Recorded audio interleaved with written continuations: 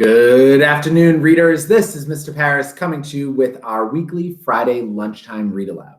Now, at today's read aloud, I'm actually going to be reading a book that was given to me, loaned to me by my friend Laura, who is a teacher in Brockton, Massachusetts. And she's been seeing some of these read alouds and said, Mr. Paris, I have some great books for you to borrow.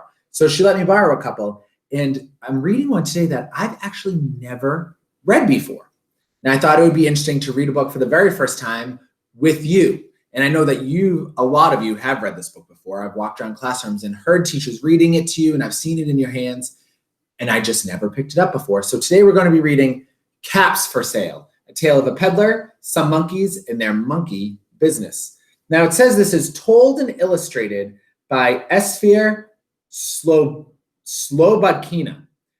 Now, the first thing I think about when I see that is it says it's told and illustrated by. So that makes me wonder, is this a story that was already told and then the author, Esfir Slobodkina, did that author just write it down?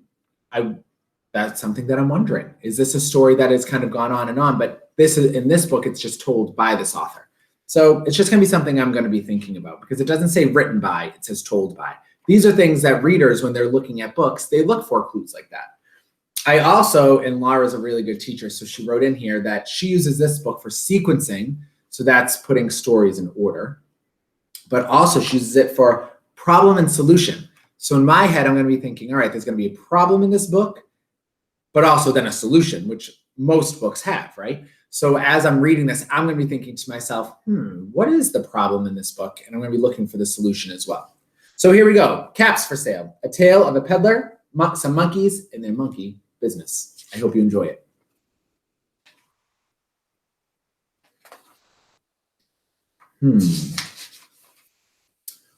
Once there was a peddler who sold caps, but he was not like an ordinary peddler, carrying his wares on his back.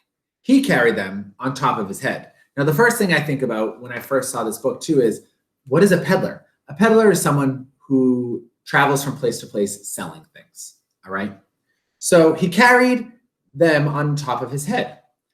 First, he had on his own checked cap, then a bunch of gray caps, then a bunch of brown caps, then a bunch of blue caps, and on the very top, a bunch of red caps. Holy smokes, look at that guy. That could be a problem in itself.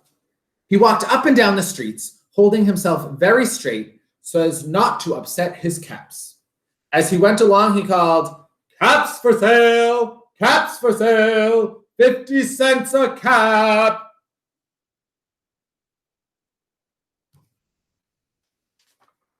One morning, he couldn't sell any caps. He walked up the street and he walked down the street calling, "Caps for sale, caps for sale, 50 cents a cap." But nobody wanted any caps that morning. Nobody wanted even a red cap. He began to feel very hungry, but he had no money for lunch. That sounds like it could be another problem. "I think I'll go for a walk in the country," said he. And he walked out of town, slowly, slowly, so as not to upset his caps.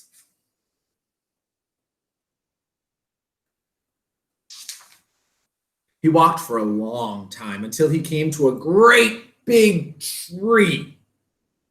"That's a nice place for a rest," thought he.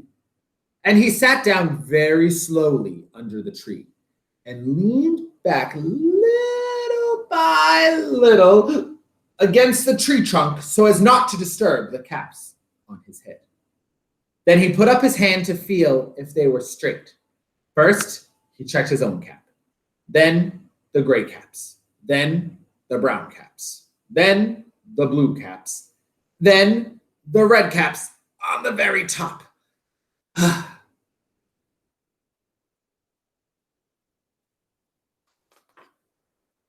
When he woke up, he was refreshed and rested.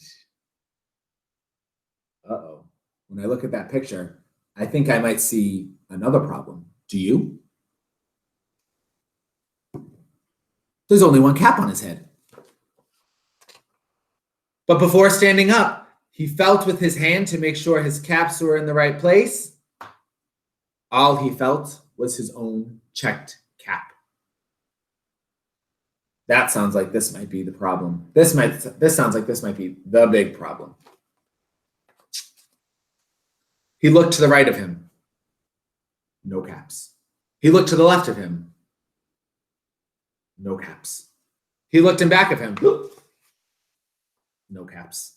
He looked behind the tree. No caps. Oh boy. On every branch of that tree sat a monkey.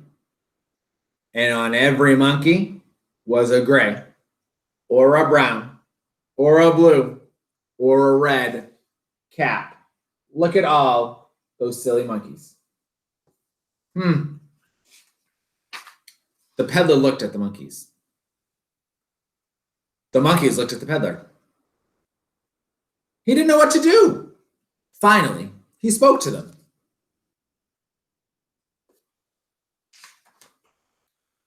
"You monkeys, you," he said, shaking a finger at them. "You give me back my caps." But the monkeys only shook their fingers back at him and said, "Tee, tee, tee, hee, hee, hee, hee, hee." Oh, Jake liked that part. He hopped up when I just did that. This made the peddler very angry. So he shook both hands at them and said, "You monkeys, you, give me back my caps." But the monkeys only shook both their hands back at him and said, "Tee hee hee hee hee, wah ha ha ha."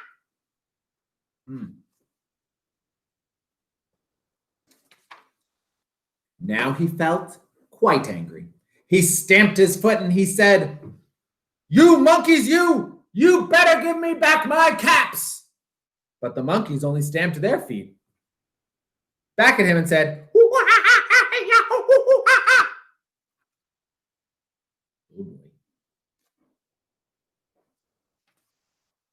By this time, the peddler was really very, very angry. He stamped both his feet and shouted, "You monkeys, you must give me back my caps." What do you think the monkeys did? But the monkeys only stamped both their feet back at him and said,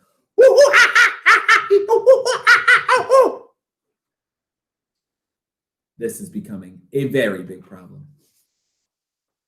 At last, he became so angry that he pulled off his own cap, threw it on the ground, and began to walk away. Not a very good day for the peddler. But then, each monkey pulled off his cap. I think I'm beginning to see a solution. Do you? They were copying everything he was doing. He shook one hand and they shook one hand. He shook both hands and they shook both hands. He stomped a foot, they stomped a foot. He stomped both feet and they stomped both feet. And now he threw his cap on the ground. So each monkey pulled the cap off their head. And all the gray caps and the brown caps and all the blue caps and all the red caps came flying down off of the tree. We were right. So the peddler picked up his caps and put them back on his head. First, his own checked cap. Then the gray caps. Then the brown caps. Then the blue caps. Then the red caps on the very top. I wondered that too, how he got them on his head. And it looks like he organizes them by color first, and then he must put them on his head. And slowly, he walked back to town calling, "Caps for sale, caps for sale, 50 cents a cap." The end. So let's see, there were a lot of different problems in that story. One, no one was buying caps. That must have been tough. Two, he was hungry and had no money for lunch. That's another problem. Then he needed to find a place to rest. But I think the biggest problem was when he woke up and all of the monkeys had his caps. He couldn't get them down. And what was the solution? Well, that solution was found by accident. He didn't even think about the fact that they were copying everything he did, but when he threw down his last cap, they copied him and threw all his caps on the ground. Great solution. I hope you enjoyed this book. Laura, thank you so much for letting me borrow this. And students, no wonder you laugh so much when I come around and seeing you reading the story in your classrooms. Again, thank you for enjoying this book with me, and I hope you have an excellent weekend. I'll see you next week.